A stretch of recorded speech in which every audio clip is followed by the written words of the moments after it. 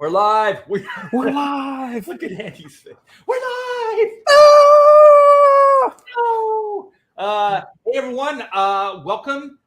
This is my studio, Hack Shack Studios. RT Bear here, almost 40-year comic book veteran, and we are going to do a Hacks Chat. I haven't done one of these in a while, but we have to. We have Andy Smith of Cordrath fame with us, and we have Dennis Turner.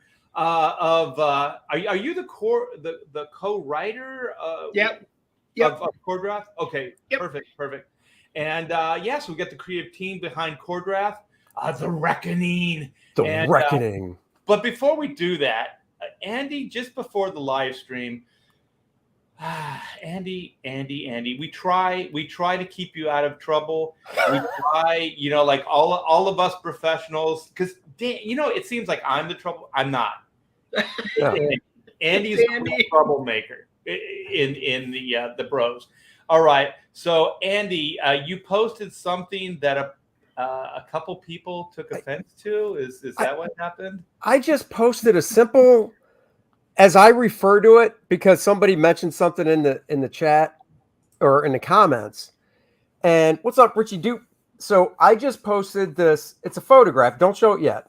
It's a photograph of a family of four, and they're dressed up, and it's just basically talking about the whole Martha's Vineyard thing where, DeSantis flew a bunch of the migrants to Martha's Vineyard, whatever. And one of the things I pointed out to somebody in the chat, I said, I view this photo as a political cartoon, but it's a political photo. You know what I mean? Because if you can pull it up now. Yeah, we need to give people some backstory. They need to see this image. Okay, so Andy posted this on Facebook. Did you do it on Twitter as well? No, just Facebook. Just Facebook, the controversial Facebook. Look at that. That's right. So, it's this family dressed up. They obviously bought this stuff from a costume shop. I mean, look at what the kids are wearing. That is a costume. They're little tacos. This is. I mean, like they probably made the sign because the sign's on cardboard. Well, I'm confused because Dr. Jill Biden said that's normal tacos. Right. Exactly. So I post this, and I thought all I said was LOL because once again, my whole rationale is I find this picture amusing. I got a chuckle when I was scrolling through Facebook and I saw it and I was like, so I shared it. Let me read the caption that goes along with it because that adds to it. So it's me and my family pretending to be immigrants so we can get a free flight to Martha's Vineyard. In any other world, everybody would be laughing their ass off. This is good stuff, man. Now try to picture it like this. What if this was an actual cartoon by a political cartoonist? So the exact same thing, except it was a drawing and the exact same caption. Then people would be like, well, it's a political cartoon. I don't like it because whatever, but it's a political, and that's how I look at this. It's a political picture, know? It is funny. It's hilarious.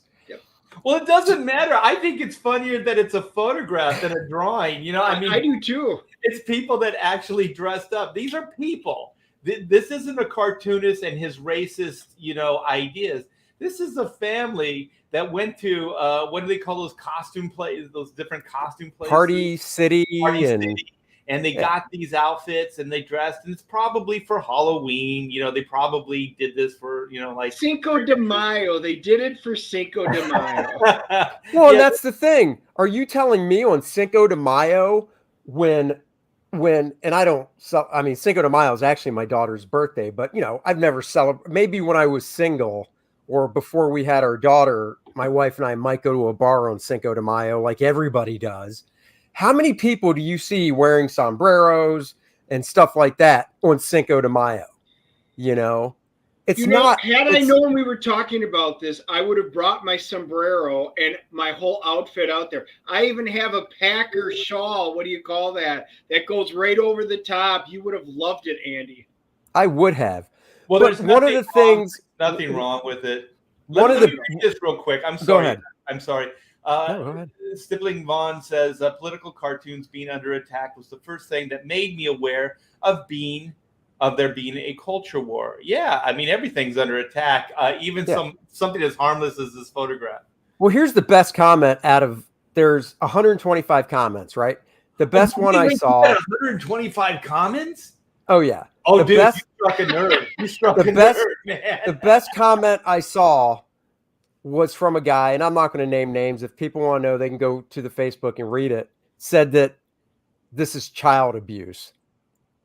And I said this, and he's like, this is child abuse. They're raising their kids to be racist and bigots, blah, blah, blah. And I said, wait a second. This is child abuse? I said, this is child abuse. Okay. I said, I said something like, you're far gone. This is nowhere near child abuse. Well, the thing is, like when people over exaggerate something as harmless as this photograph and say it's child abuse, then you're actually playing down the impact of what the word means. You know what I mean? Like for like if there's real child abuse, now you're comparing real child abuse to this photograph. Fucking chill out, people. It is not child abuse. Those kids are going to be raised with an excellent sense of humor. You know what I mean? Like, look what my parents did. They dressed up as little tacos, man. I mean, you know, what are they? Like taquitos. They're little taquitos. Yeah.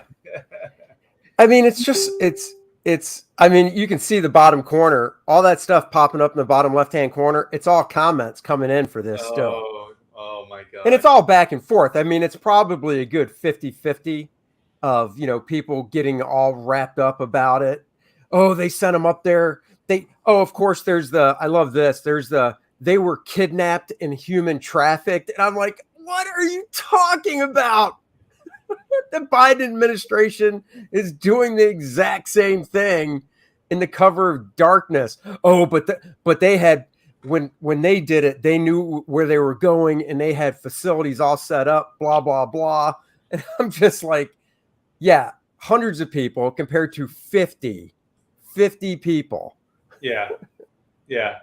And it's true. Texas border, the California border, all these, they've been dealing with, thousands upon thousands of people coming in, and they get 50 people and they have a hissy fit. And then my favorite is now how they're trying to spin it like that they were really, really loving and caring people. They fed the migrants and everything. And then, in 48 hours or whatever, they couldn't handle them anymore and sent them on their way, Well, apparently they started, this is what I just heard. So I haven't Googled it and stuff. I just heard it on something I'm listening to, but it's a good source that they, Martha's Vineyard, I guess, raised the GoFundMe and it got like 40 grand or something. Yep. But they haven't released the money.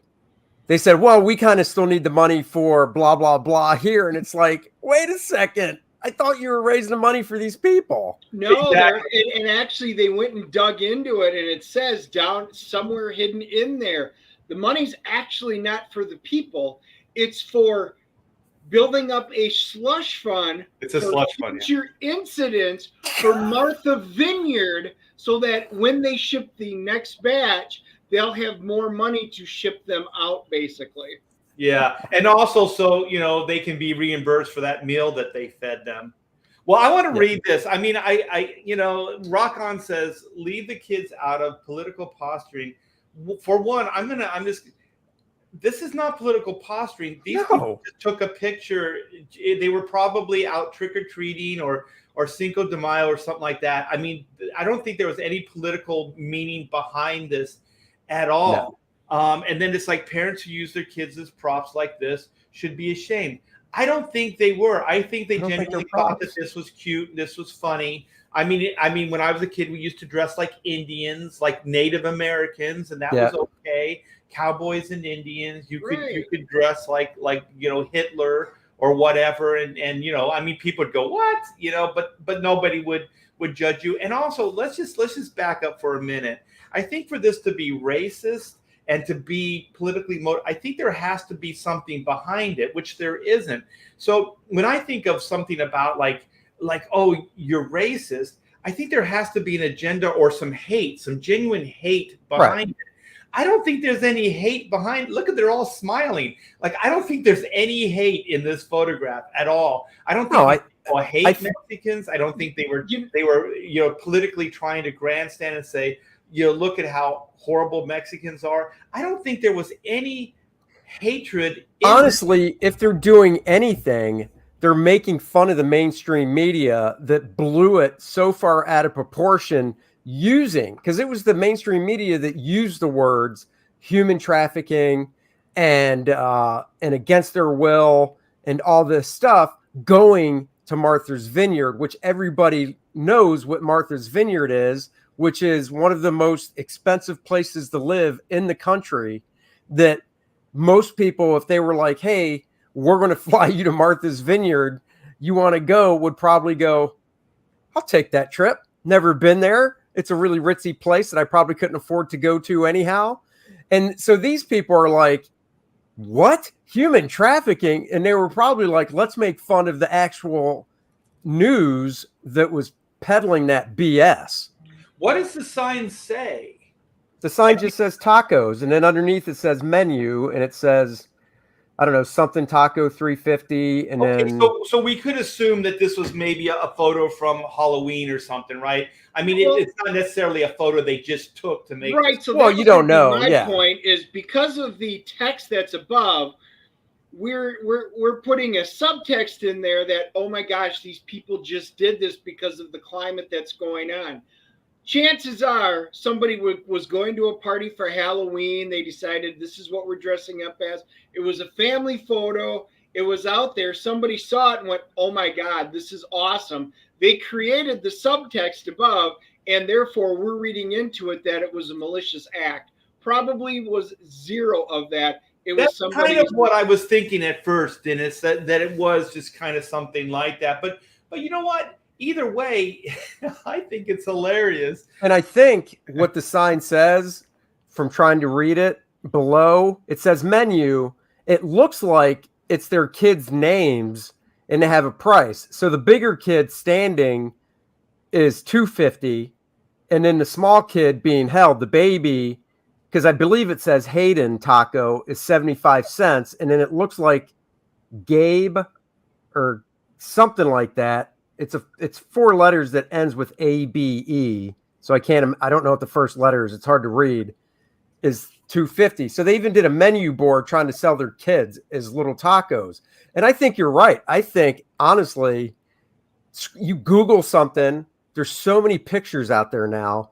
Any of us could grab a picture, type whatever garbage we want on the top of it, and start spreading it around. So for all we know, this family could actually see this and go, what the hell? We didn't even do that. Right. It was a little Halloween thing, and we're selling tacos, but our kids are little taquitos. Our kids are the tacos. So right. I don't know. It's just stupid. It's funny. It's not meant to make any sense or be political. Somebody just saw this and thought it was funny. I don't even think that this was necessary. Like, whoever took this and made kind of a meme out of it, I don't even think there was hate in their heart. No. And then you just reposted it, right, Andy? You just saw it. Yeah, I shared it. Yeah. You just shared I saw it yeah, scrolling through Facebook. LOL. I see that. I did. I said LOL. Oh, I said LOL too. I just put the little happy face. Yeah. Yeah, no, I see your LOL. Yeah, I reposted it with LOL. Because it's just funny. Wiley Draws made the comment, is this a DC? I was just about to say they could have used this for those new covers that they were doing, and he beat me to it. Yeah. Well, I like this. Children of the Taco. Children of the Taco. Well, does it make any sense? No, it's just funny. Now Richie Dupe is racist too. We're all racist. LOL equals racist. Yes. And the thing is, when it comes to comedy, I really am, and maybe it's because I did it some, but I'm just a firm believer. Nothing's off limits. You can make jokes about anything, and it's kind of like we were saying before the show started, which is, look, if I make a joke and you don't laugh, but you get your feelings hurt, well, that's on you. I can't control how you feel, I've heard, because somebody commented also saying, "Oh, I bet if it was if it was a picture like that, but it was going against, you know, your political beliefs, you'd be angry. And I wrote back and said, dude, I've seen political cartoons from the left and right that I laugh at all the time.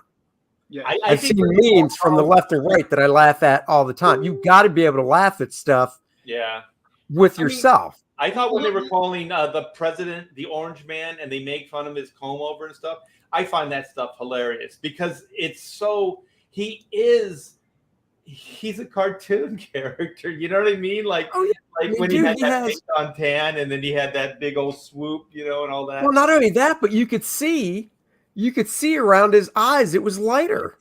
Right.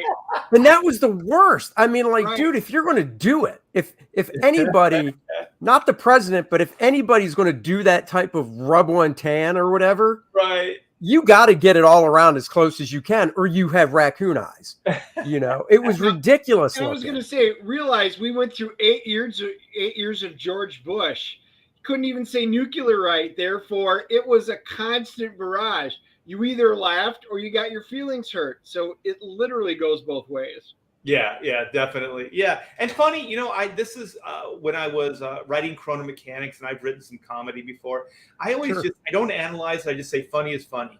If you laugh or you smile at it, that's all it takes, right? You don't have to make it highbrow. You don't have to overthink it. You know, like somebody skins their knee or smashes their, you know, a shin bone on an end table, and they hop around and they're like, that shit's funny. You know what I mean? Like, it's that was humor. That was humor back in the Abbott and Costello days. Oh, I thought you were going to shoot it at me. No, Abbott and Costello days, Charlie Chaplin, the Three Stooges. I mean, God, the Three Stooges, that's all it was. Yeah. You know, you have, oh my God, I'm blanking. The dude with the dark hair, that was Mo, right? Oh, yeah. Yeah, you'd have Mo do the whole dunk in the eyes and then dunk on the head, and they'd add the sound effects.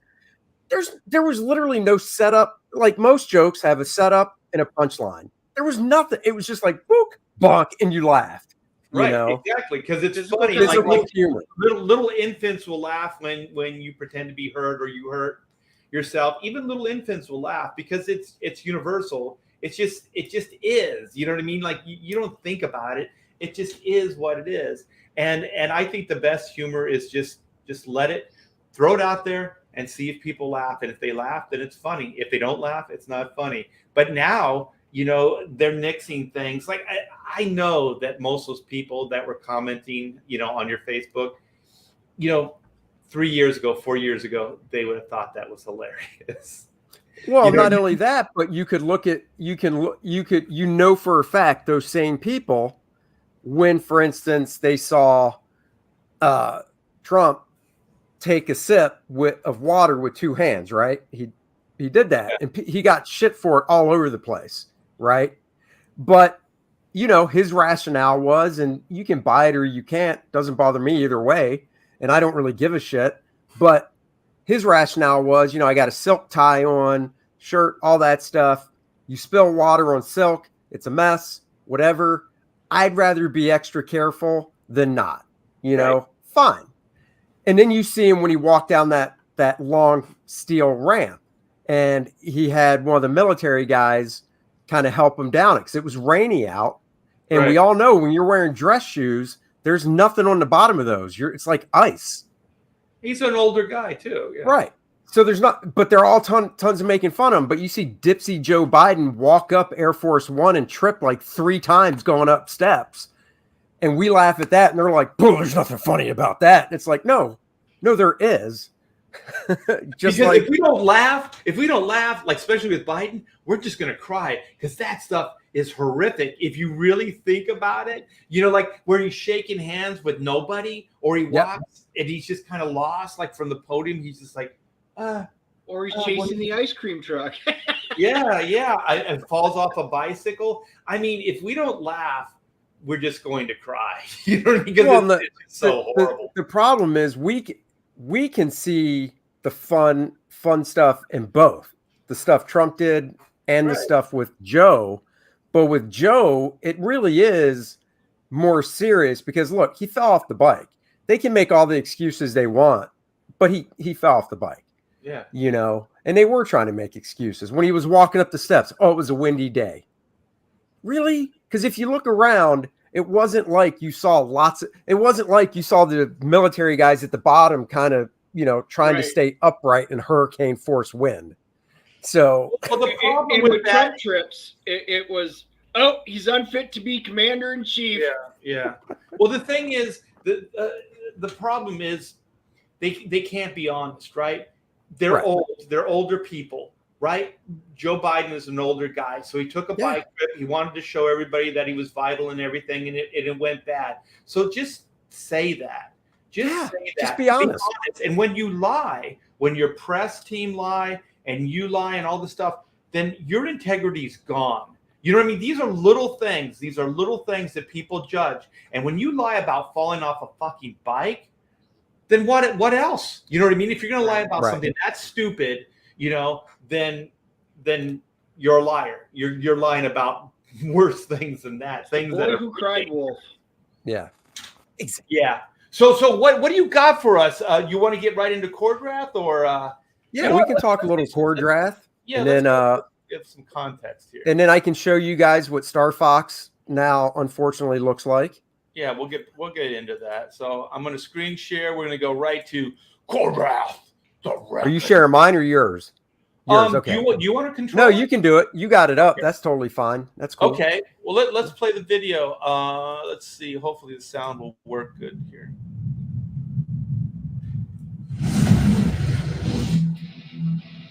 Oh, yes. That is good. I'd need to do air guitar. Get one of those air guitar contests. Just use your broom.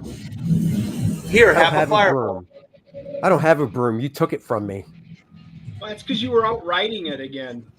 I'd rather ride it than do what you did with it. Gross, Dennis. We're not in prison. Did you guys hear this? Yes. Yeah. Blood will run. Bodies will fall. Hell hath no fury like a core draft scorned.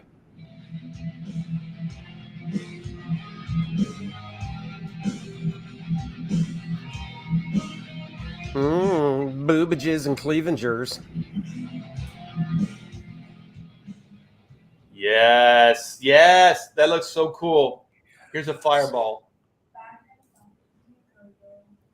Yes, back us on Indiegogo. So, Andy, wait, man, it took forever for that to refresh. There you go. Andy's got another backer too.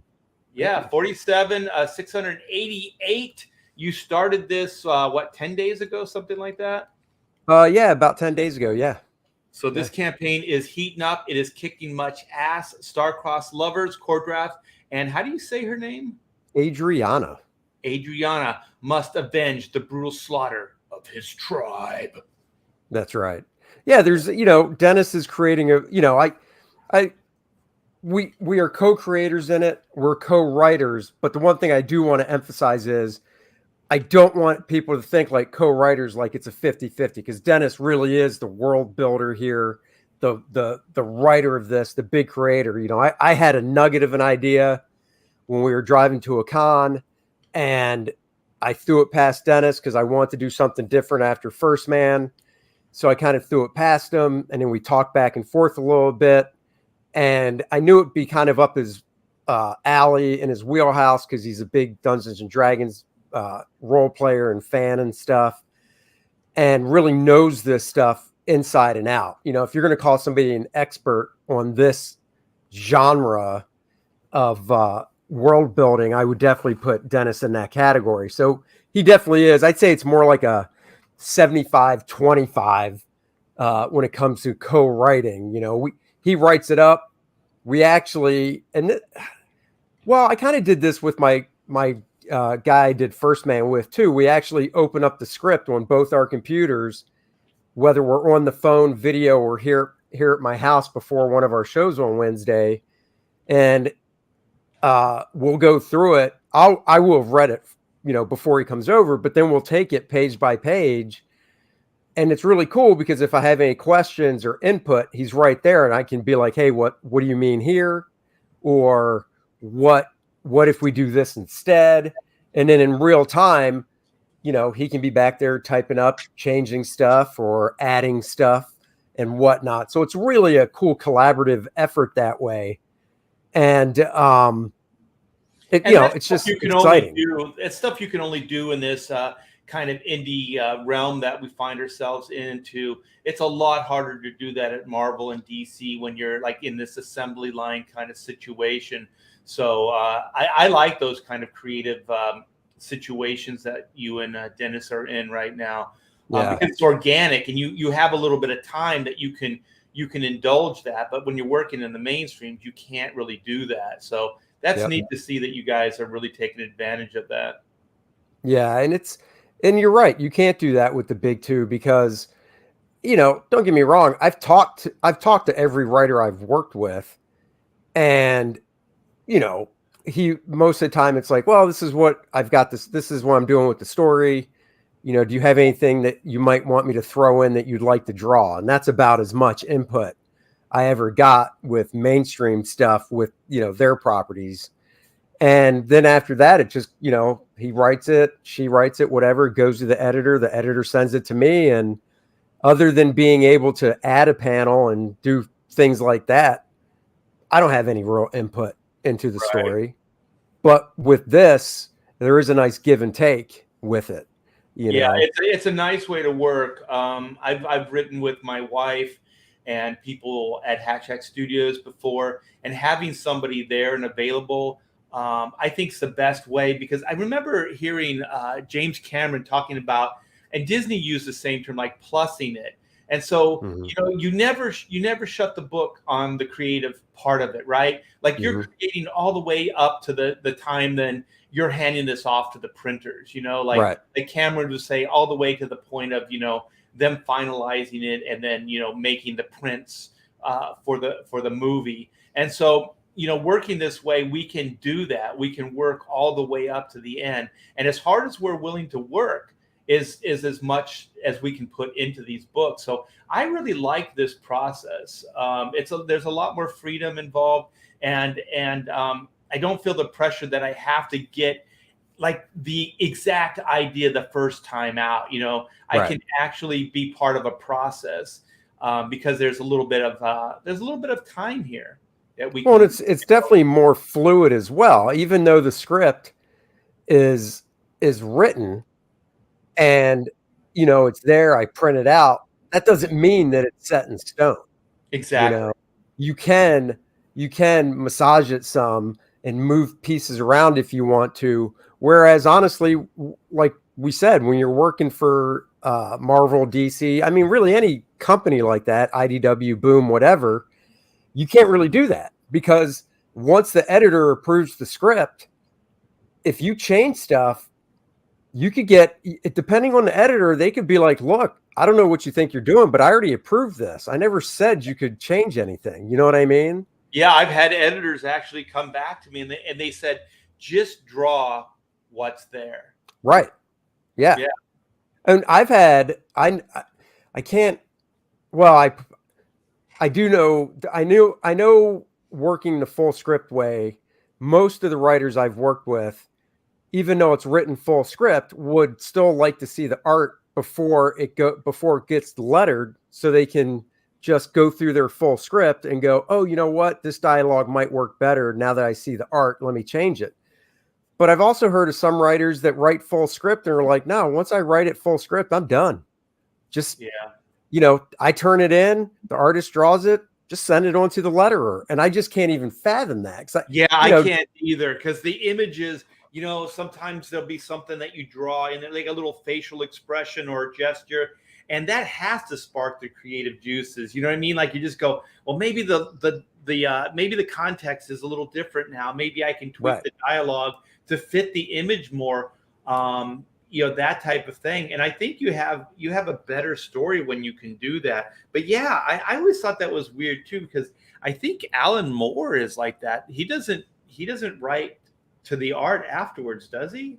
I don't think so. I didn't want to throw out his name. I'm not exactly sure, but that kind of rings a bell. Yeah, that's pretty rigid stuff. I remember I was pretty close with Stan Walk, and he was one of the early Swamp Thing artists, and he said that it was a major chore because it's so rigid, and it kind of handcuffs you creatively to bring in anything else into it. And I think also from a writer standpoint, because I know that Michael Bendis does stuff like this too, is I think the writer then can control the visual aspects of the storytelling a little bit more. So that in a sense, they are taking some of the creative freedoms from the artists, because it's so rigid. Yeah. And then if there's 9 panels on a page, then how do you, if you're told you have to do 9 panels, then that dictates the look. And I know that like a lot of the 9-panel grid stuff was how the Watchmen was kind of visually, like the storytelling was visually identified as, you know what I mean? Because there were so many panels. Yeah. So are these your initial character designs here, or? No, I did other sketches first. And then once we got him, nailed down, I then did these. So there were basically a few other preliminary sketches. I don't think there was for Lilith. I think that was basically the first one out of the box for her. And your Necronite was pretty much one and done. Cordrath and Adriana, he had sent over some preliminary sketches, and I made some tweaks and we talked about them, and then he came back with that. So it actually wasn't that long of a process because we both liked what came out really quickly. Yeah. You know how it is. Some stuff just comes right to you visually, and then other things you have to tweak a little more and play with and stuff. So all your muscles and, how you really get into the anatomy, it really works with this character, Cordrath. Yeah, it looks fantastic. I really like... who's doing the coloring? Is this that's Dan Lawless on that cover, and then he did the coloring on this one too, right? Yes. Yeah. Is he going to do the interiors? No, and I did ask him, but Dan's more of a, I mean, he's an all-around artist in terms of, obviously he knows how to draw, he knows how to ink, he knows how to color, obviously, but if he's going to color that much, he'd rather have it be his own work. So basically he's like, yeah, I like doing pinups and stuff and short stories, because I know he's coloring the short Garbage Man story for Aaron, but it's a short story. But when it comes to 64 pages, he just didn't want to, bite it's a that major much off. commitment. Yeah. He wouldn't be able to do much of anything else if he took that on.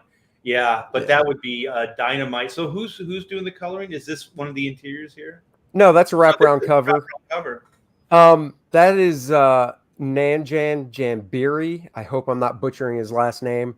We worked with him at Ominous Press, and then he's done stuff for, I want to say he's done stuff for, pretty much Marvel, DC and stuff, Dark Horse. So I haven't contacted him since he's colored this. I'm waiting till pages are ready to send out to a colorist, because I love what Nanjan did. So he's definitely at the top of the list, but I also don't know if he's busy. Is he with Dream? Is it Dream Color or that? I think he might be. I know what you're talking about. I think he did some work on the first Black and White. Because I think he did one of the splash pages, and I fell in love with it. And then I went with Dream Color. It's Perea Perez. He colored the first man for me. And so did. But that Nanjan he set the style guide. Like I told Perea, I said every page has to look like this, because I knew it was a studio jam. There was going to be multiple people working on it. But when you get a page like this wraparound cover, that's the high bar, right? That's what everything should look like moving forward. And that's honestly, that's just it. Like these guys are in India, and I know they have a studio as well, like you said. And I don't care as long as the finished product comes out looking like this, I don't give a crap if you taught your 5-year-old kid how to do stuff. Oh yeah, I always say the bottom line. And you know what, Hack Shack Studios, there was at one time there were 6 people working at the studio there, and the key for me, like running the studio, is to make sure that there is continuity, that there isn't Continuity. a drop in quality and things like that. So what I would do is I would have the same person doing the same thing on every page. Yeah.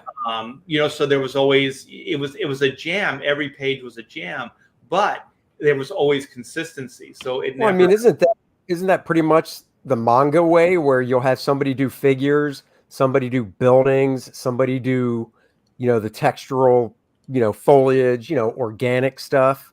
Yeah. Because we all know that most of that stuff, well, at least as far as I know, most of that stuff is a studio effort, Yeah, and you can make it work. You just have to have whoever's running the studio.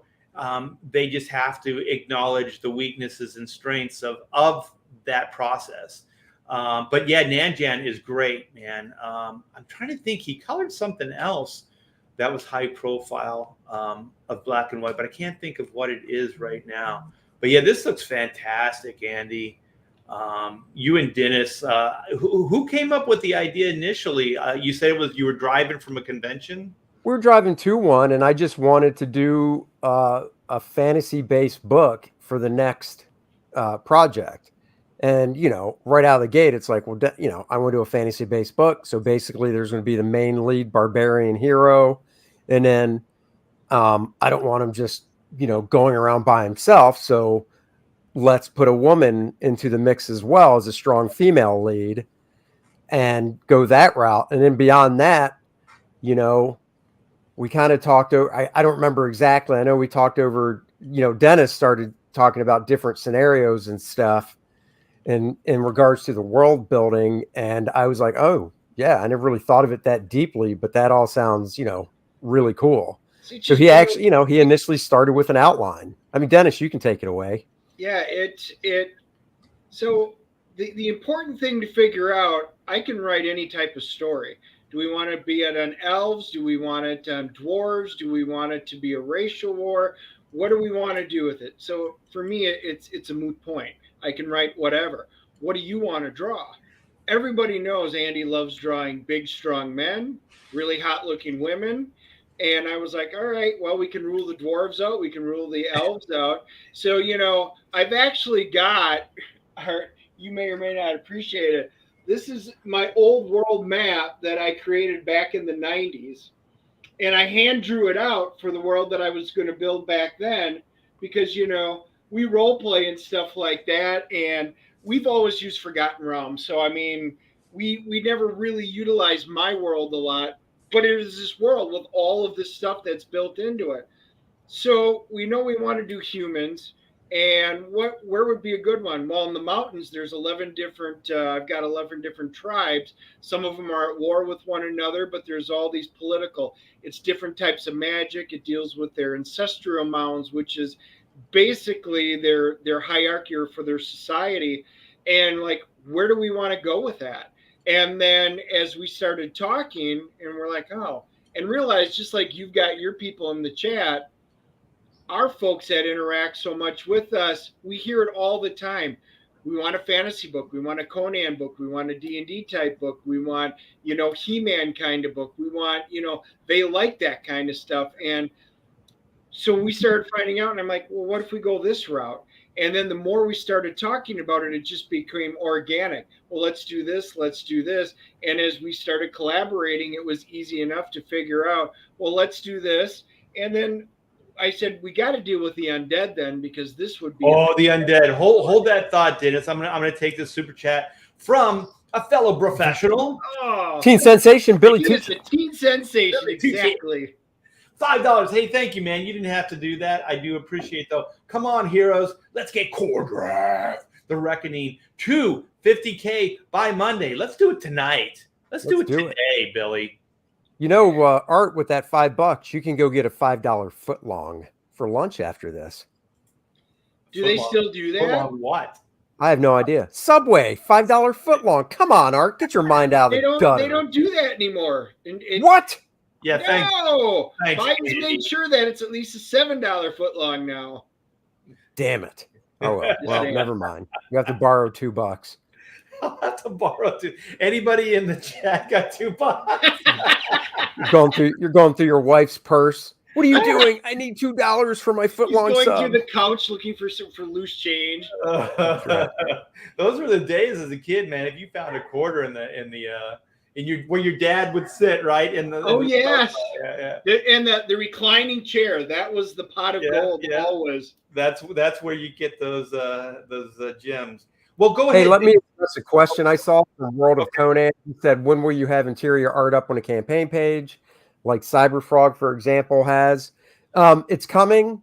You know, to be totally honest, when you first launch a campaign, and Art knows this all too well, you're really in promotion mode. So, you know, for instance, we were on 2 live streams yesterday. I think I've been on at least one every day this week, or we have at least one every day this week, if not 2. I'm doing another, or we're doing another one at 5 p.m. tonight. So the first couple weeks are very important on a campaign to really promote it. So I haven't had a lot of time to just sit down and draw with no interruptions. So basically soon, you know, I'm looking to have pages up, and I'll tell you, I'm going to put up black and white art when I get it done. I don't want to wait until I get it colored, because that just puts it off even more. Now, once the work is colored, I'll swap it out and put up colored pages. But once I get a batch done, and when I say batch, not a ton, you know, I get 3 pages done, I'll throw them up. And then from there on out, as long as obviously nobody does this, just puts up every page, they'll just show pieces and hints and things like that. And that's what I'll do. I like to generally, turn that off. How rude. I like to generally put up 5 to 6 pages through the length of a campaign. So, you know, I'm working on some. I just started working on a 2-page spread actually today. And the other thing too is, unlike most books, I don't know about you, Art, but I'm very OCD from the standpoint of, when I get a script, I like to work start to finish. I don't jump around. Yeah. I pretty much do the same. You know, with black and white, I went from page 1 to 64, all in layout form, you know, so I knew where everything was going to go. Hey, Art, you better grab that. Billy sent you a sticker to make sure you could get your $7 footlong. Yeah, I didn't want to cut into. No, go ahead. Andy was saying, but I like this too. Like a $5 fatty in the day, you probably could get a fatty for $5. You'd probably be more than that now. Cold cuts are expensive. Next week, $70 footlong. Yeah, the way this Biden economy is going. Right. I want my $2. What was that? Better off dead. Better off dead. Better off dead. Paperboy. Not Cusack. $2. Thank you so much, Billy. You completed it. That was very nice of you, man. I will get my $7 footlong now. I have to. Haha, Billy. Keep the change, you filthy animal. Oh. Thank you so much, man. That was awesome. Well, we got World of Conan. Sounds great. Awesome. Thank you, man. Yeah, it's going strong. So I mean, what I'm doing is it's really against my nature to work out of order. I mean, I'm not kidding. I do have OCD, not as bad as some people, but I do have it, and it's really hard to work out of order. You know why? For me, it's because of like environments. Like I get, like if it's a 8-page sequence and it's in this certain environment, like when I write, I have like, okay, this is where this scene's going to be. This is where this scene's going to be. And so then I kind of try to figure out, like, I might have a thumbnail here. Like this was oh, you can't see because the way the light is, but I try to block out like this, you know, like this wall, ceiling, like the whole environment. before. And then, when I start moving the camera around, I can go, well, this is this wall behind the character, so on and so forth. And so if I jump around too much, that continuity of thought, as far as putting that character in that environment goes away. And so I kind of like to stay in at least the scene, you know what I mean? Because sometimes I do jump back and forth, but I like to get the nuts and bolts of that scene down, if it's 3 pages, 8 page, whatever the sequence is. Yeah. And that's why the sequence I'm actually doing, it's a 3-page sequence. So it's a 2-page spread, then a single page, but it's part of, I want to say, and Dennis knows the scene, I want to say the whole scene is probably 7 pages, but so instead of doing like this 2-page spread, then going, oh, let me go to another scene way down in the book or something like that, these 3 will be a nice, impactful introduction for when I get them. You know what I did? I'm so proud of myself. No one will even know this stuff because it'll just be. If you do your job right, Andy, right, no one should notice any of this stuff, right? But so I'm in a contained environment, right? And so then there's this massive explosion, and so part of this building, this contained environment, blasts out, and so from the inside of the building out, we see in the midground, we see our heroes, and in the background, I establish the next scene. You know what I mean? So like through this opening up in this airplane hangar, all of a sudden there's where the next scene is going to take place. And I just thought of it, it's like a bombastic way to go into the next scene. You know what I mean? Like it's literally an explosion. Let me get, oh man, you guys are awesome. Thank you. Southpaw 16, $4.99. I'm with you, Billy. Let's get Andy to 50K. Can't wait to get my copy of Cordrat, The Reckoning. Enjoy the show, Art. Thank you so much, Southpaw. That was amazing. You are. Plus, it pops that first stretch goal. And you got to get there to get it. So yeah. Oh, and you guys, share the link and hit the like. Thank you, Sean. I do appreciate that. It does help. Trust me. Oh, where's the pooch? You should be able to hear him. I can hear him. Where is he? He's downstairs in the Lazarus pit. Nice. He's got to regenerate. As Aaron calls it. But yeah, I mean, isn't it fun like creating these like worlds and these new characters and everything? I'm having a fun. Oh yeah. And it's also a nice change of pace going from real stuff, real world stuff like First Man was, to trees and horses and streams and dragons and stuff like that. So I wanted to ask you about First Man. Is that neighborhood that he goes down into, where he's raised, basically his dad's house or whatever? He's going home. Yeah. Is that your neighborhood? No. Mm-mm. Okay. No, it's honestly, it's not. Is it where you grew up? No. It feels so authentic. You use photographs, all right? No. Oh, well, remember, Andy grew up in Martha's Vineyard, so. Right. Oh yeah, he was from privilege. No, I was actually going to tell you, Art. You were talking about when you do a room, and if I got it right, you would kind of do that old school architecture thing where you do like just a top down shot of like a room to place the objects. So you know how to move the camera. Well, I go the technical route and I use Google SketchUp, which is a 3D program. So Luke Henry's house in First Man, I actually built a 3D model of, and then I placed a house across the street from it as well. So I can swing the camera anywhere I want. And then I also built the whole inside of Luke Henry's house as well, every room in the house. So I can move the camera through the rooms as well. And then once I get the angle, I do a thumbnail first. And then from my thumbnail, I'll move the camera around in SketchUp. And then I take that into Photoshop and put it into the panel and then, print it out and just draw the figures on top of it. And then I have to add all the details because it's just like a blank window, like no curtains or blinds. And, it's a blank bed with there's no details, but all the big objects are there, like a desk or a bed or whatever. So that's you how have I spatial, create. You have spatial, references. You have proportion. Right. Yeah, things like And the that. perspective is already all worked out and stuff. And it's just a time saver.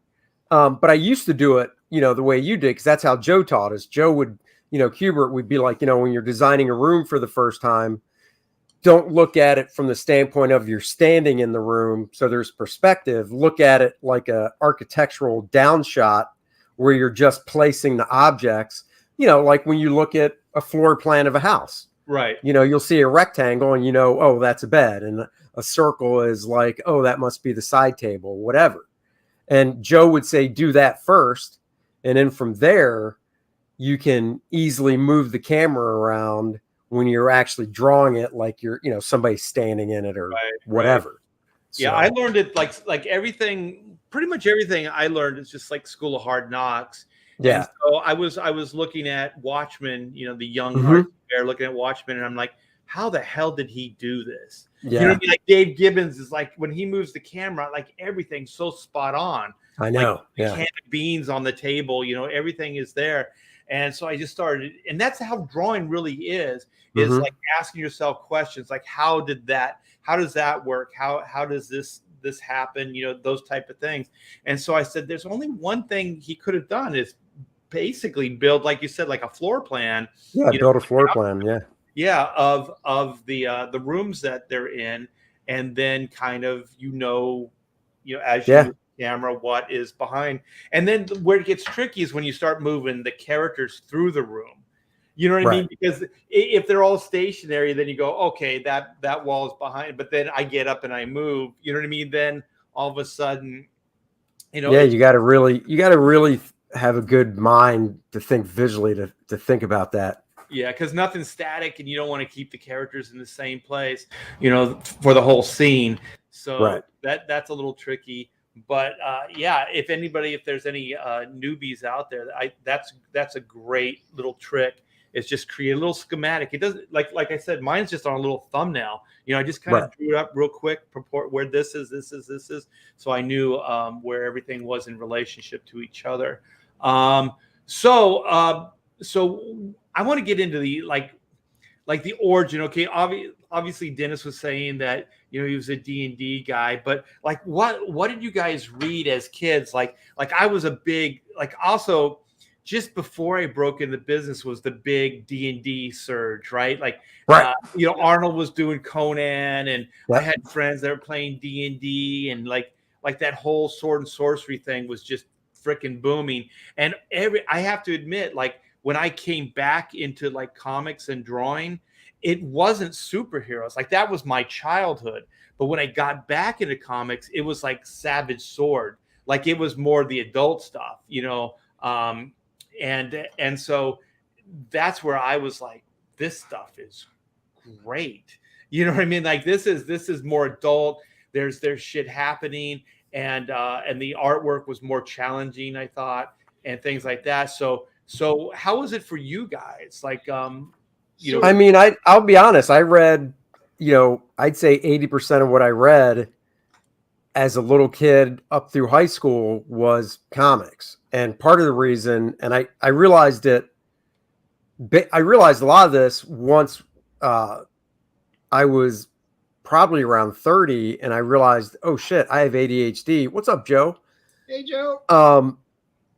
When you have ADHD, reading novels is really difficult, because with ADHD is one of those things that there's other things that kind of lump onto it. So for instance, I'm blanking on the name for it, but what is it when you're reading and you'll transpose words? Dyslexia.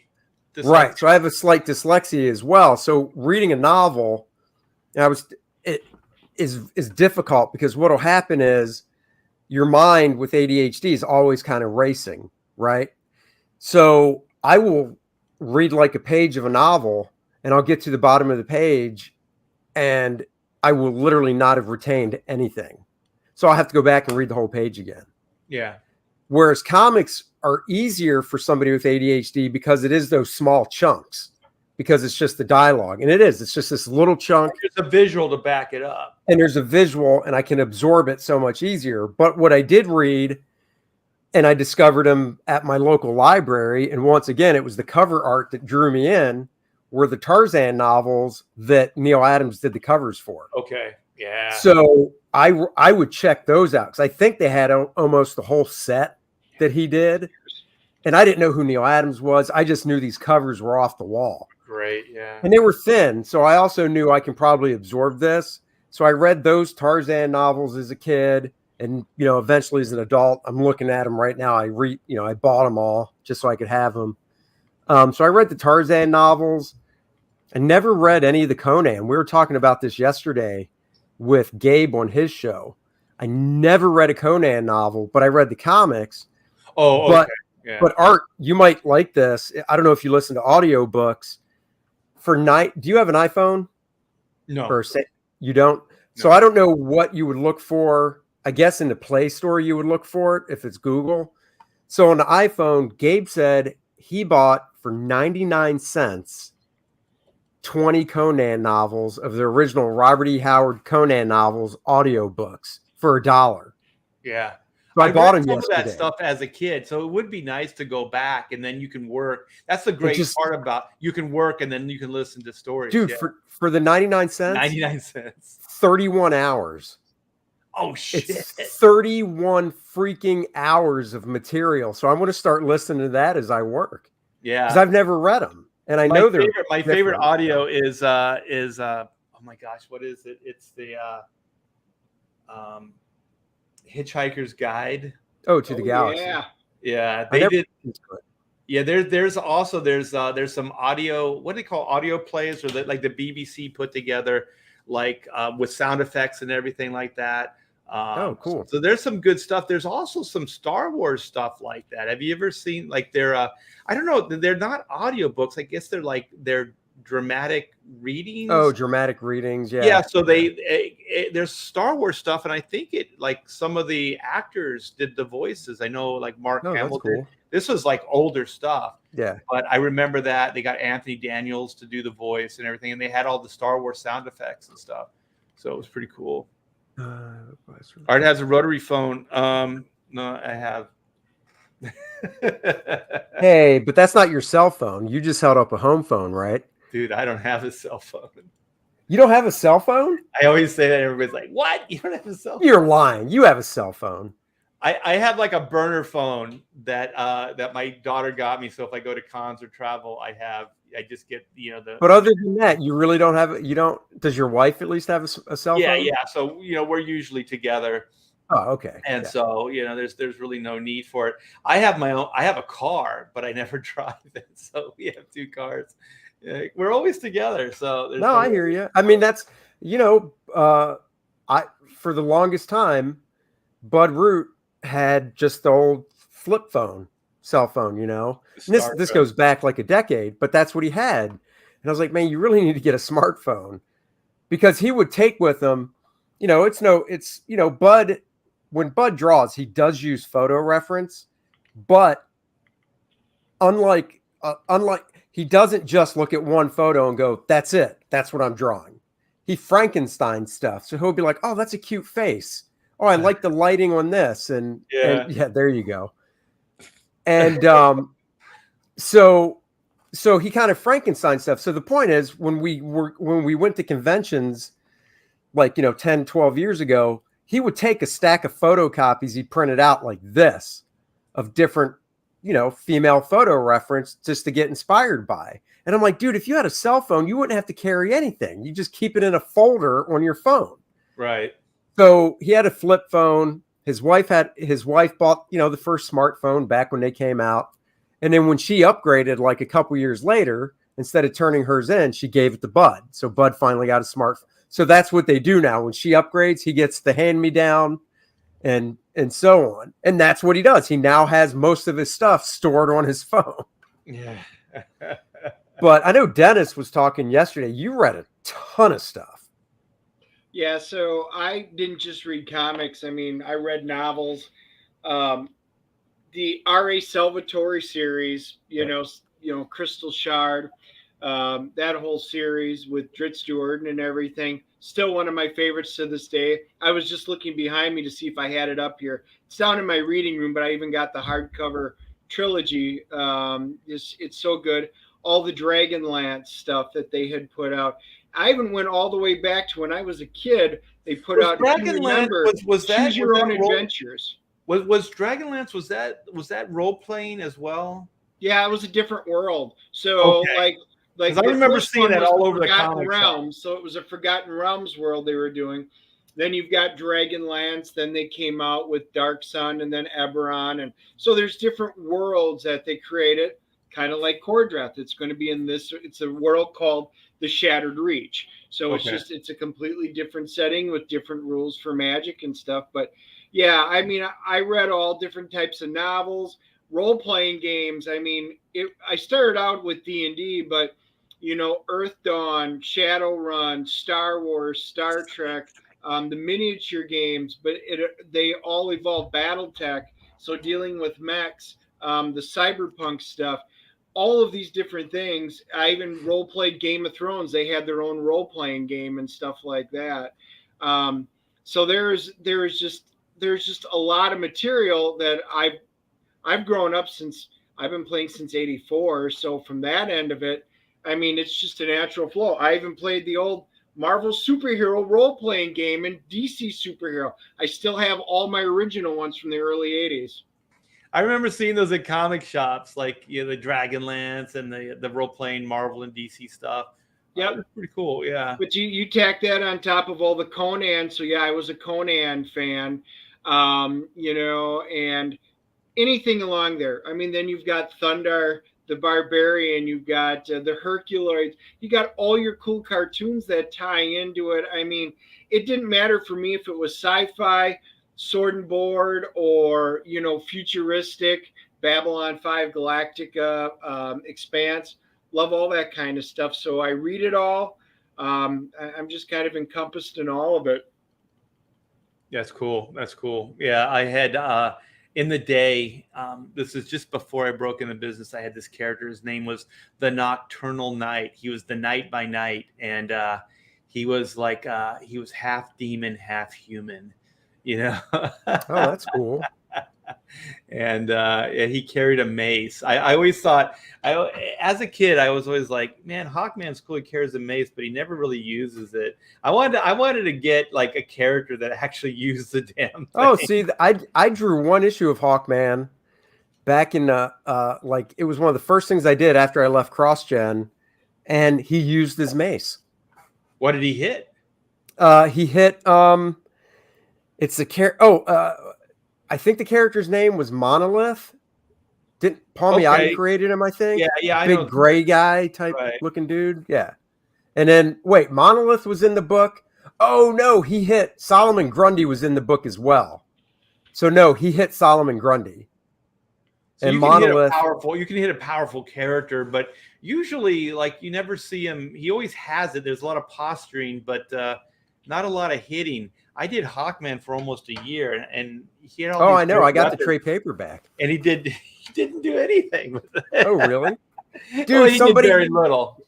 Johnny Rando stole my thunder. You said you had a character named Nocturnal what? Night. Night. And I was going to say, that's funny. I had a character in my youth called Nocturnal Emission. That's not funny. Oh yeah, Larry Elmore. I think I met him at a con in a day. So Larry Elmore, I've met Larry Elmore. I've actually down in my other room. I've actually got an actual signed a print from him. You guys are artists. You would love this. Eye of the Beholder, The Art of Dungeons and Dragons. It was on, I think it was Prime, and it's like an hour and a half or so documentary on the entire origins of the art and how it evolved from. Literally, they were bringing guys out of high school in the original books saying, all right, guys, I need this monster. Go draw it. And they were letting kids from school draw it, and that was their art. It was cute. But then you've got, Larry Elmore. You got Easley. You've got Parkinson. You got what they called the Four Horsemen. they revolutionized the entire fantasy art genre. And of course, you've got Frazetta, who took it in a different route. But the Four Horsemen are really the ones that popularized in the mainstream Dungeons and Dragons, and all the famous artwork you see from that period. It's usually one of those guys. Yeah, yeah. I'm trying to think. I saw behind the scenes years ago with Lord of the Rings, and it was Larry Elmore or like Charles Vess or one of these guys that they brought in as a production designer, cool. mainly for like the elf realm and stuff like that, because it was very ethereal, kind of look. And yeah, that's I always like stuff like that where like there's fantasy designers or painters or comic book artists that get brought into these productions because they got great imaginations, Yeah. Yeah. Well, and they each guy had a particular talent. One was great on dragons, but it's worth it for you art guys. You would absolutely. My wife, believe it or not, is the one who found it, and she goes, "Hey, I think you're going to want to watch that." And we did, and I'm like, "Wow, that was really cool. You would enjoy it." Yeah, that's that Amazon Prime thing, right? Yeah, Eye of the Beholder, the art of D&D. Yeah. That's cool. I got to watch that still. I'm glad you reminded me, actually. Well, let's go back real quick to the campaign. Sure. And talk a little bit about it, and then Andy's got a little special treat for us. The cleanser palette. Oh, hold on. No, I still have my shorts on though. Okay. Oh, no. Oh. Stop. Oh. Don't show us your core draft. I thought you wanted me to do jumping jacks. Oh. We could do that. I can't, but you could. I did do a whole, Art, on Wednesday. I was bored. I had to work out because I didn't do it first thing in the morning. I usually, the days that I work out, I do it when I first get up. And I didn't do that Wednesday because we were dog sitting Bud's dog. Him and his wife were out of town. So later in the day, I was going to work out and I wasn't really in the mood. And I'm like, what? I said, I know, I'll live stream it because that'll just, you do a live stream. It just gets you going. Yeah. There's a little. So I did. I set up my camera, my iPhone, because you can do StreamYard on your iPhone. So I set that up. I set up my iPad so I could watch the YouTube stream and read comments. I did my whole workout. It was arm day on a YouTube live stream. Arm day. It was. I saw you working out. See? I was like, that looks painful. No. It was a sweaty mess. Sweaty mess. This thing right here, man. This Conan, reimagining is absolutely fantastic, man. Thanks. I like the flatter colors and everything. This is so freaking good, man. When I saw this, I was like, I thought you were working in a different style, but you said this is the style for the book, right? Yeah, but that is different from what I usually do. Oh yeah, but not for this Cordrath story. This will be what the book inside looks like as well. Yeah, but that's how to me, that's how all the art I've done so far on the page looks. Yeah. Just not color, but black and white. I think I noticed it for the first time here because the colors are a little bit simpler. So I can see the line work. Sure. Because this version here, it's gorgeous, but that's why I did the black, white, and blood version of that cover because you can see the line work and stuff. Yeah. This is fantastic. Are you using a brush? Is this are you using practical or is this all digital? No, it's practical. It's brush in 102. Quill, nib, whatever. So this is so good. I do pretty much the brush work first, and then I just go back in with the nib to do some of the rendering and stuff. The best part about starting with the brush is because the piece actually progresses faster, or at least you feel it does, right? Oh no, I think it does, yeah. And then you're just like, instead of working from like the more detailed stuff with the pen, you're working with the bolder stuff with the brush, and so you can block objects in quicker and then just kind of finesse them with the nib later. And what I like about it is The only time I used a ruler was when I did the pencils. So I would use a ruler for the pencil of the spear, and then the one that the guy's holding in the foreground with the big hands. But because I ruled it with a pencil, so it was a perfect straight line, I could just ink it with a brush, so it has an organic look to it. So yeah, I like to do that a lot. Like people might not notice it with a lot of my work, but a lot of the straight lines aren't ruled. And well, you know, Carl, you know who Carl, I'm sure you know Carl's story, right? yes, Do you know him personally, or do you just know who he is? no, I know of him. Okay, so Carl was one of the first. He might have been the first pro inker I met, and I was in the Kubert school in my third year, and I went to a convention, and I went because Bart was there as a guest, so I just kind of tagged along. And Adam Hughes and Carl were both there as guests as well, so that was the first time I met Adam and Carl, and I think they might have been working on that Star Trek graphic novel, Debt of Honor, they did with Chris Claremont. Okay. But anyhow, I was talking to Carl and I showed him some of my inks ink samples that I did over other pencilers. Because like I said, I was still at the Kubert school in third year. And one of the best pieces of advice he ever gave was, he said, when you're inking something like, and I'm just going to say spaceship, right? He said, when you're inking like a spaceship that has curved lines, straight lines, all that, he goes, a lot of people would use a template, whether it be a straight edge or a French curve, for the whole thing. He goes, what I do is for the real long lines, I'll hit it with the template, but then for everything else, I'll do it freehand.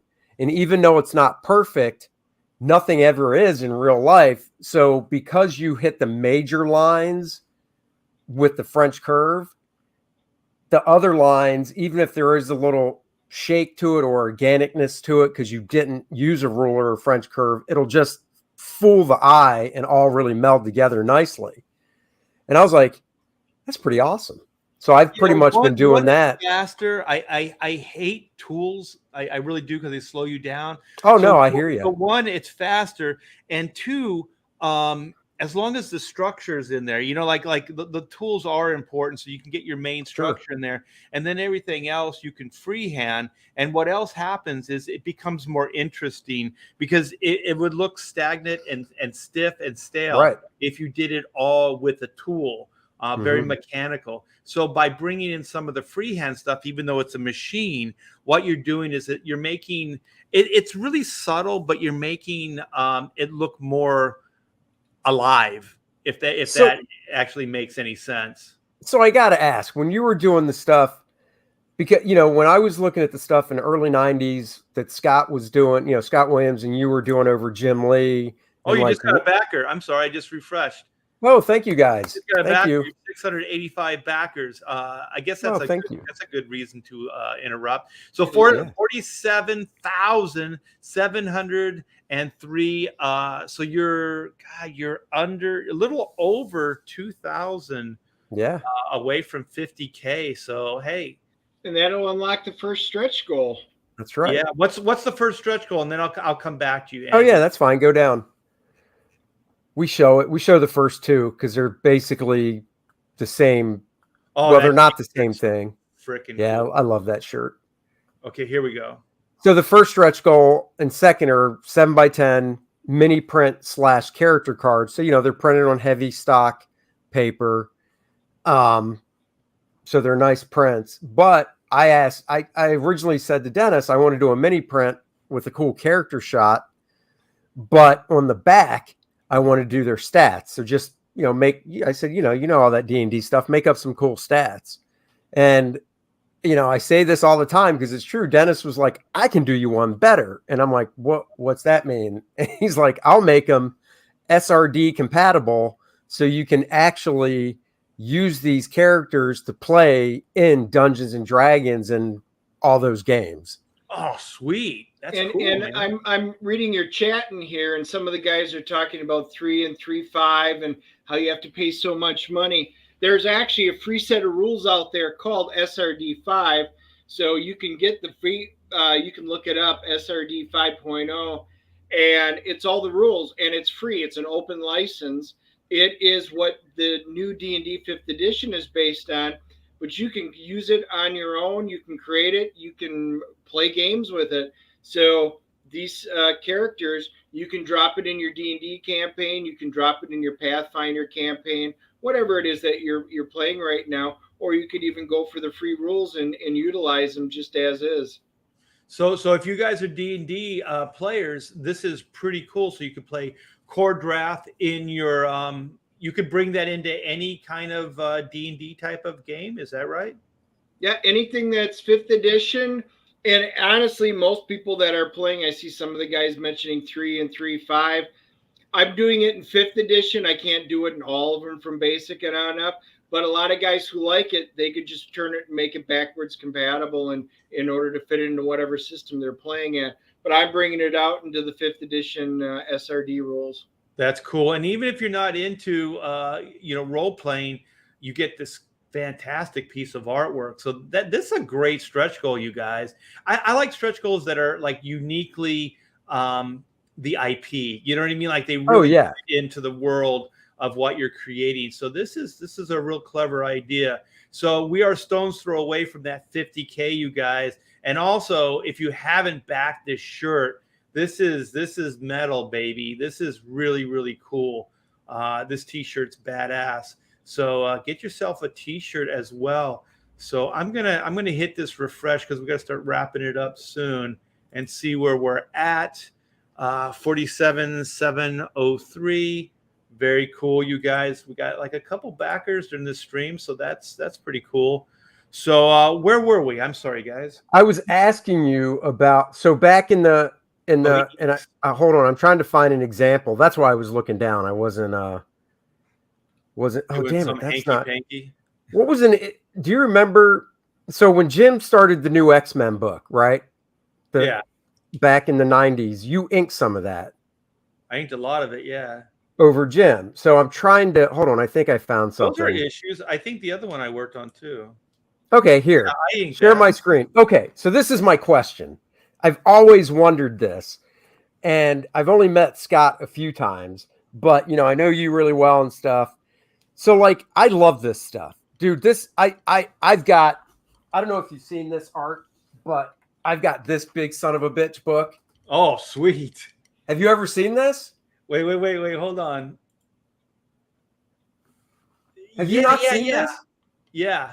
It's look. I don't have it, but I've seen it. They're great. It's huge. I mean, dude, it's just gorgeous, right? So, and I've got the Jim Lee X-Men Artist Edition. I just, dude, I'm like a little kid looking at this X-Men stuff. Yes, that. Love it, right? So I'm like a little kid when I see this stuff again, it's like takes me back in time. So going back to like the freehand stuff, I always thought like on some of this rendering, like on Wolverine's close up, these lines on, the rendering lines on his forehead and cheek, that's all freehand. Cause I always thought that had to be like a 102. No. See that's the thing. Okay. So I always did it freehand. Always. Really? Yes. And Scott Williams would use a French curve from time to time. And so when I saw Scott doing it, I was like, you're cheating. I was like, that's a cheat. No, mine were always freehand. Yeah, I was a machine. And is that I assume, is that a 102? Yeah, that was a 102. When I first started inking, Jim, I was using, what the hell were they? A Gillette, was it 850? I forget what it was. Really? Yeah, and it's funny because Scott was like, he was like, "What are you using?" And I said, "I'm using a Gillette." And those are the bigger, like the more traditional. Oh like, yeah. Pin holders. And so he's like, "Oh, that's how you're doing the squiggles and all that." And I go, "Yeah." And so then he started using the Gillette, and then I couldn't get them anymore, so I started using the Hunt 102. So I started using his tool, and he started using mine. No way. Yeah. So we switched. I think he's back to the 102s, but no, I think Scott now is mostly brush and microns. Oh, is he? Okay. Yeah. And all these pages that we're looking at, these are all finishes. So all the I line know. work and stuff, that wasn't there. These were just breakdowns, Jim's breakdowns. No, dude, you did such a solid job on this. Like this Sabretooth figure, I just love. I'm like, damn, that's cool. Jim Did you? drew I it. mean, I assume you went in and penciled all this stuff first, right?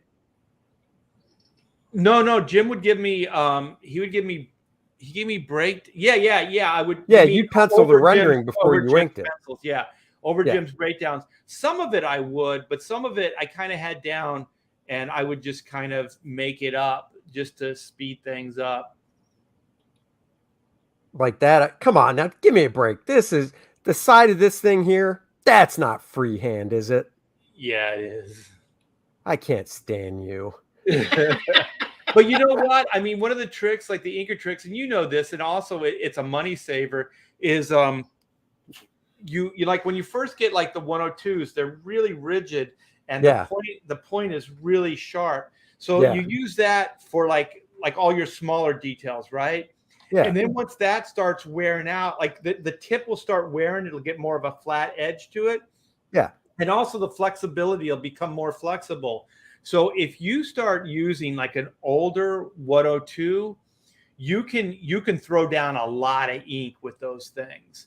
When they're Cool. brand new, you can't, but when they're worn, you can. So I would use like a 102 for those bigger like hatch lines, and also to outline, kind of like what you use the brush for. If you have a well-worn 102, you can put down those thicker outlines, and you can block things in quicker versus like kind of building the line up. You can kind of just like push down on it and get the line weights that you want. Oh, that's cool. Oh, this is another panel I always liked. But see those on the guy's his gauntlet there, those are freehand. Man. Yeah. I assume like I look at it and think you'd be pulling towards yourself, right? I always did. Yeah. Like when I would ink certain people, like when I inked Dave Finch, he was more organic. So I would do both just for speed, like go out and then towards. But most of this stuff is all towards me. I would pull towards. But when you were inking Finch, you're talking about like the Ultimate X-Men stuff? Yeah. Was that 102 or was that brush? That was a 102 as well. Really? What about Mark Bagley? That was a 102. Damn, man, I could pick your brain forever. Yeah. Because I do, man. I feel like a kid when I look at this stuff. In the early days, I used a lot of brush, but like towards later on, I used it less. Like the hair, like you could kind of see there's brush strokes in. Oh, like, yeah. Organics, like certain organics, I always used a brush, but usually not in form of rendering. Although, wait, you know what?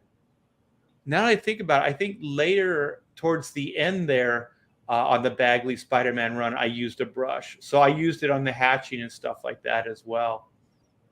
Wow. Yeah. Oh my gosh. Dude. These are good. Oh, this is the one. Yes. Dude. Yeah. How did you get this page back in the split? Well, wait, if he was doing breakdowns, does that mean it was a 50-50 split? Yeah. But you know what? I did, and it seemed like a good idea at the time. Is Jim had a broker, he had a guy, right? Oh, yeah. So all the artwork went to him, and we just split it 50-50. Oh, you know what I mean? So I never actually got the pages in hand. So there was never a complete like separation, like, oh, you get this page or you got that page kind of thing. Yeah. Dude, I so would have kept this page in a heartbeat. Dude, when I worked with Wills in the early days, we did, kind of divvy the stuff up. So I have a few of those pages, but I don't have any of these Jim Lee pages. Oh my God. Oh, Yeah, I wish I did. Yeah, man. Like sitting on money. We'll have to have you on our show one time and just totally go over this stuff and pick your brain about inking and stuff, because you're so versatile with the styles and stuff. And thanks, man. I said, man, this the Dan Jurgens stuff you did was one thing, and then this stuff, was just like just blowing my mind. You know, it really does take me back to like being a kid again. You know. Yeah, me too, because I was a kid. Art, I know how old you are. You were anything but a kid back then. Actually, yeah, probably. Yeah, I was Well, I mean, not ZZ Top. I was always old. not busting your balls, but this is like 90, 91. So Yeah, weren't you early 30 at 90s. least? Yeah, what's that? 91, were you 30? At that point, 91, I had 90, probably 91? like 8 years into the business, something like No, that. no. How old were you? I know I'm trying to figure it out. Yeah, so I think Well, I wasn't 30 yet, so I think I was No? probably Okay. 27, 28. Yeah. Wow. That is just like, yeah, you were a kid. I'll be honest. I really look at, for some reason, my brain goes, when somebody hits 30, you can stop saying, you're just a kid, you know? Oh, come on. It was 1791. Like Richie says. one right below it. He just upped it. He just plus the joke. Yeah, yeah. So what do you have? You had this new Marvel character. Oh, yeah. Hold on. Got a facelift for the better. It's all right. Share my screen. It's a noticeable improvement here. Okay, so this is Star Fox. Everybody and hey, do it so it's not full screen so we can see. Oh, okay, okay. Yeah. How do I do this? How do I do this? I think you just add the screen now. If I do that, I just remove. Oh, there it is. Okay. There it is. So this is Star Fox. How I grew up knowing the character, and I like. Well, Art and I, we all three of us got into comics as in growing up around the same time, reading the same stuff. Like for instance, one of my favorite costumes is the original Green Lantern that Gil Kane designed, the green and black. Yeah. And I like costumes that are basically simple. I mean, if there's a reason to have lots of shit on the costumes, junk and stuff, that's fine. But if they don't need it, they don't need it. So anyhow, Jim Starlin designed this, I believe. Always loved this costume. My favorite is the dressy collar. Yes. Exactly. Because he's a ladies. I drew an issue of Quasar. It was the last issue I ever drew, issue 59. And it was Quasar and Star Fox fighting Thanos. But there's a panel where Star Fox shows up with a lady on each arm. He's a ladies' man, So I dig that collar because he's like, yeah, ladies' man. But I like the costume. But now I just saw this and I'm like, come on. Is it John Travolta as Star Fox? He's got the earrings. He's got the gold chain. It's like, wow, that's very Metra. It's very non-binary Star Fox, which I'm just like, seriously, he's a ladies' man, not a ladies' man, whatever, man. Also, it's not even contemporary. This is like it's out of Saturday Night Fever. You know what I mean? I know. It is like so the 70s. the collar and the tight pants and all that stuff. It's weird. Dude, it's so Saturday Night Fever. That's just it. It's like I'm just like, oh, come on. Why can't we have nice things? I like Exactly. I said, Yeah, I got into comics because I want to draw big dudes and hot chicks. And I'm sorry, I liked it. And this goes back to the Jim Lee stuff I was just showing when the costumes were basically painted onto bodies. It was just lines over basically a naked body and you just didn't show their stuff, Right. Same with the women. And now it's like, oh no, add some wrinkles and just make it look more real. And it's like, but that's not why I read comics. Look, Reenie's in the chat. Reality. Yeah, I don't want reality. Let me get this, and I got a question for you, Andy. Hey, Dave. Oh my gosh, Dave is so good, man. Hail the host, hail guest, and hail the mighty chat. Thank you so much, man. Dave is so good. Truth, Justice, American Way. That's his new book. He does with Gabe Eltiab. And go check that out. But this is my thing to you, okay? If I try to turn a cover like this in the day when I was working at Marvel or DC, it would have got rejected. Yeah. And the reason it would have got rejected is because you cut the character off at the hands. Like this is the major no-no. it looks so wrong. You're cutting the character off right at the wrist. One, you never cut out a joint, period. Yep. You never cut Yep. out a joint. Yep. It just looks weird. And this cover, I kid you not, would have been rejected. They'd go, well, what is he leaning on? What is that? Where's his hands? All that stuff. And I'm just you don't cut it joints like you said, but you also don't cut, for instance, at like just the chest line, because that's a weird crop as well. Right. You want to go halfway between, if you're going to do that, the chest and the waist, and you don't cut at like the crotch. So like the legs are cropped fine because they're at the halfway point. Right. But yeah, dude, his arms, it's like, no, you don't do that. Does he have hands? I don't know. Yeah. It's not only just the really query aspects to it, but it's also just bad composition and bad, this shouldn't have never happened. That guy needs some hands. Star Fox needs hands. But that's right. Hashtag Star Fox needs hands. Star Fox. But yes. And I always like to say this, because I don't want to think we're dogging the art, because from a technical standpoint, it's a nice piece of art. Yeah, it's drawn well. It's drawn really well. But from an editorial standpoint, the editor should have said, let's pull that camera back, either that or pull his arms in or something so we see his hands. And well, I mean, that would have been fine. But the other reason you would have got bounced back in the day, and I remember Mike Carlin saying this in the early 90s. Right next to his crotch. Well, that's awful. But no, Mike Carlin was just like, why are you doing a cover where the dude's just standing there? Yeah, there's no story. There's got to be a story. Yeah. So anyhow, I just want to show how he went from looking what I thought was cool to costume wise. I can't believe you don't like the Bee Gees. I like the Bee Gees, but not for superhero costumes. Yeah, I know. Everyone secretly loves the Bee Gees, but they hate it outward. Hey, I'm confident enough to admit that I like Barry Manilow. So there. And Andy owns leisure suits, so that explains a lot. No, I do not own those. You do, with little ruffles and. I own one suit, and that's it. Art, come on, how many suits do you actually own? You don't have any. I used to. My wife and I used to. We used to fly to New York City and actually do the town, but those days are gone. Actually, once the moths came into the closet and did my suit in, I never bought a new one. So what I'm hearing is you're hoping nobody passes away and you have to go to a funeral, because then you got to go shopping. Right. You just stepped on my next joke. I don't blame you. Whereas I know for a fact, if somebody dies and Dennis goes to the funeral, it's going to be a collared shirt with no sleeves. That's right.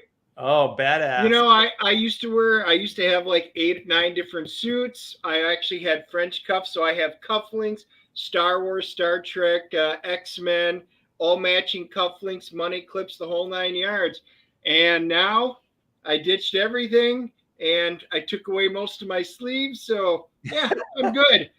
I'm good. You will not see me. I literally just went to a wedding when I had to miss Heroes Con. And shorts. Yep, that's what I wore. You know what? At some point, you get a certain age, and then you just go, comfort is more important than the way I look. I got to be honest. There's that thing where I think it was basically, I don't know if it was true, but they said that Steve Jobs' wardrobe was basically black shirts and, blue jeans. That's all he had, right? Now, I don't know if that was true, but dude, I'll be honest. And I don't have all the same t-shirt, but I'm a t-shirt guy. But I tell you what, if for some reason I lost every t-shirt due to an accident or whatever, I would probably just go buy a bunch of white t-shirts and just switch out every day just to make it simple. Just there you go. No thought going into it. Just boom, put it on. End of the day, hamper it goes. Next day, new one. White t-shirt. Hanes. That's it, man. Comfort. Yep. And also just lack of thought. You don't really have to think about it. It's just easy. Yeah. Very, very cool. All right, man. Well, we have Cordwrath, you guys. So this is the reason for the season. Go back that book. It's fantastic.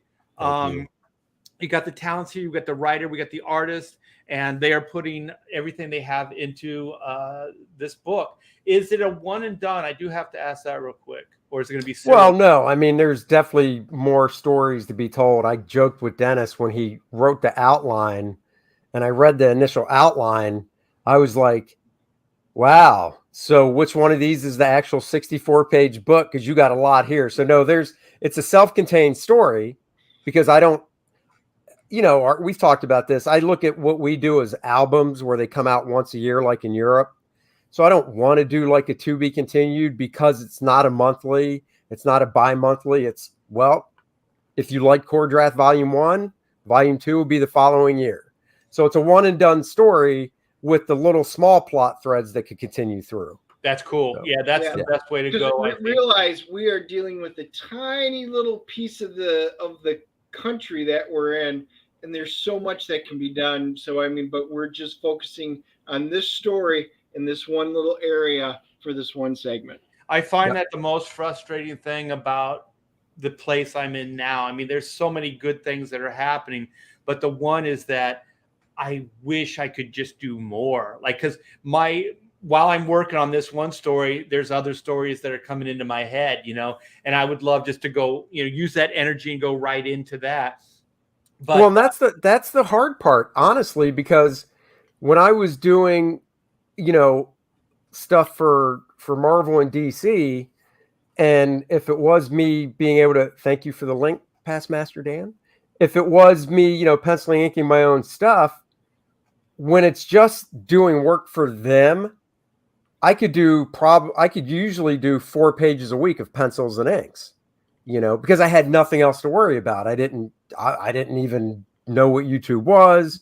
I would just come up here, look at my script, start drawing, spend all day doing that, whatever. Right. And you obviously doing that, if you're doing 4 pages a week, in 5 weeks, you'd have the book done and then you can move on to the next project. But because we're our own company now, basically, and publisher, there is all the other things that we have to take care of, working with the other creators, the letterer, the colorist, working with, self-promotion and stuff.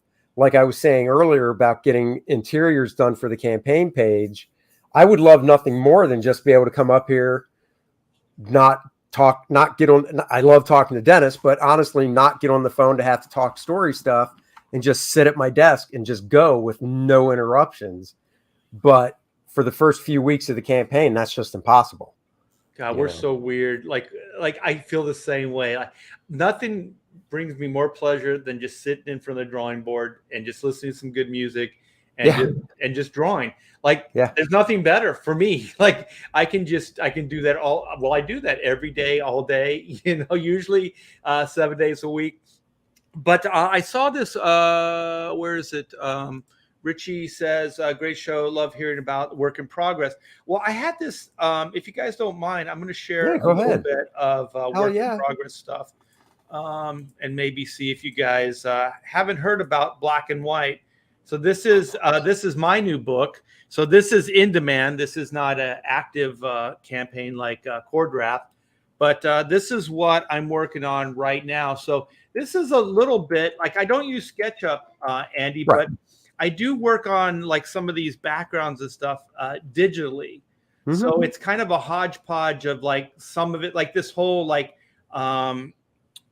this little stair rail right here and all this. All digital. All these this window back here is digital. Most of all these straight line stuff's all digital. But I drew, I drew the plane freehand and stuff like that. So you can kind of see like this last panel here. You can kind of see where it went from digital, and I still have to. I have to, go in from the original sketch. I have to clean it up and finish it off. But yeah, I like this because with the perspective, like digital, when you work digitally, I can draw through all these objects. Like, how like when you're working in perspective, there's so many lines, it just becomes like a mishmash of like anarchy. It's hard to keep track of stuff. But if I do it digitally, I can draw through all of this stuff and continue. Like one of the things you do when you draw is you draw through things. Like, you know, if you can't see a arm on, like it's being obscured by either background or even by the figure itself, you still have to kind of draw through it to figure out where it is.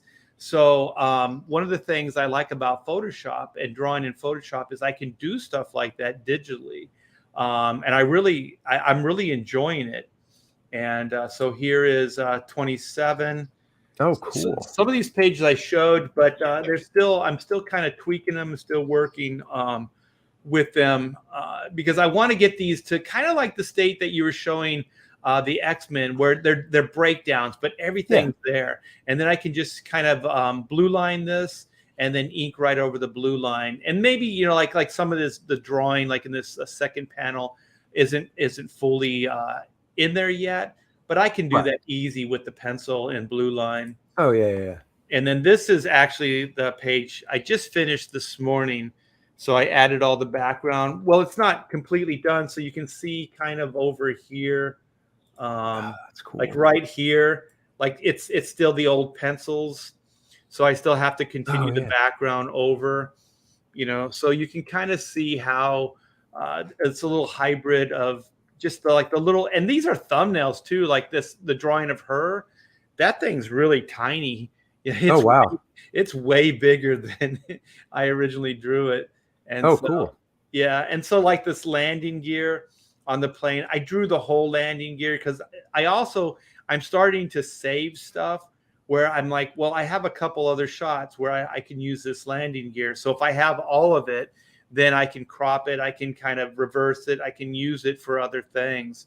So I'm kind of doing stuff like that as well.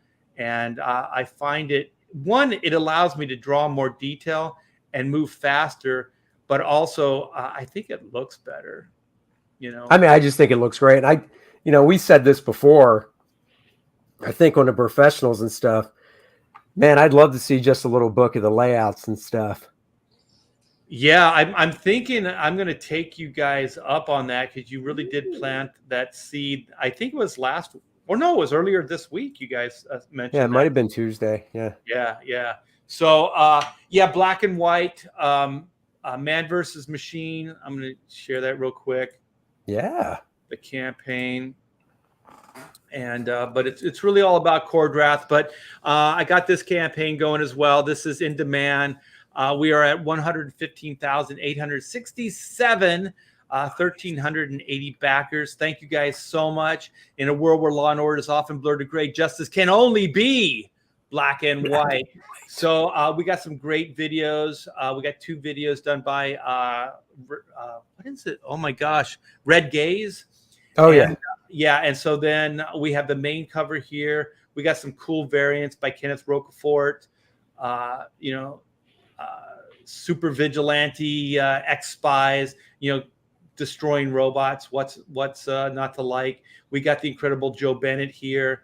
We got the High Octane Adventure, which is the 22-page animated adventure book done by Von Klaus and Pedro Eng.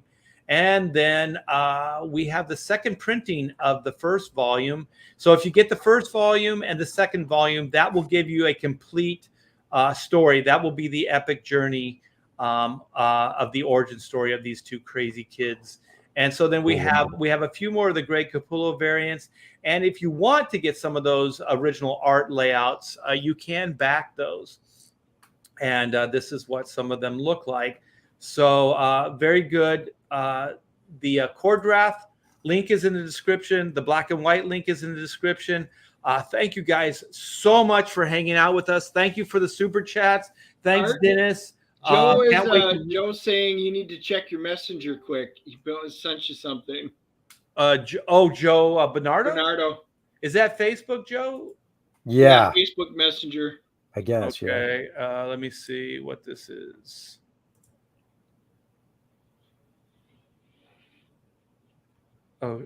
Oh shit! It's a Choreograph video. Hold on. How do I make this bigger? That's a very good. I'm trying to remember. If you double click, does it just open in a window? I don't know. I think this is as big as I can get, but I'll come back to it. It's really cool.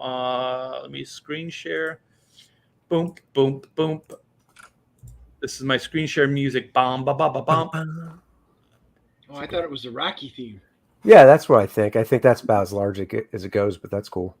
Okay, yeah. So this is the great Joe Bernardo. He does all kinds of cool stuff for us. Wow. Let me see if there's Ooh. sound. Let me see if there's sound. No sound yet. Cordrath the Reckoning. Joe, that looks great, man. It does. I like how it fades into the color. That's Yeah, that's a nice transition. that all the covers are so good, man. That's cool.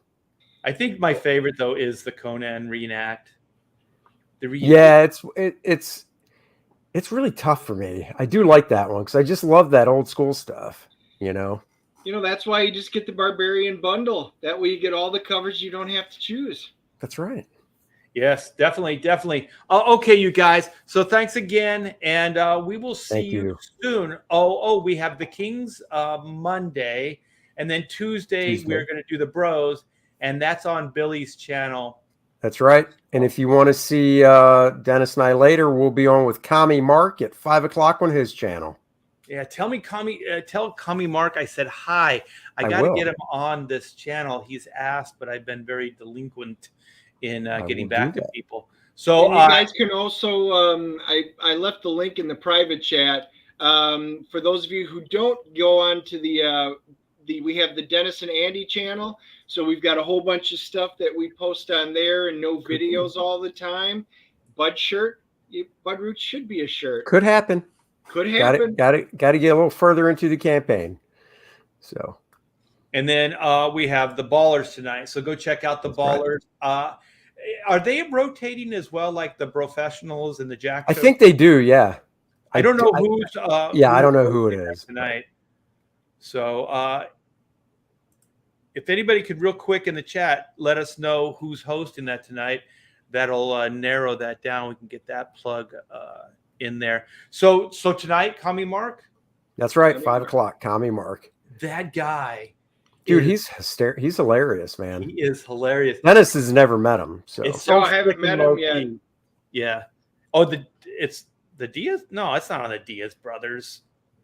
What? No, I guess they're probably going live this afternoon, maybe. It's 7:30. They're going live. Okay. Yeah. And we got Shane Davis tomorrow, right? Yeah, should be on Shane tomorrow at 9:30 or no 9:00. That'll be good. Yeah. So is that in the morning? No, 9 tomorrow night. And I believe Rini is on it as well. Okay. So that should be a good time. Yeah, you've been giving me some competition in the mornings, man.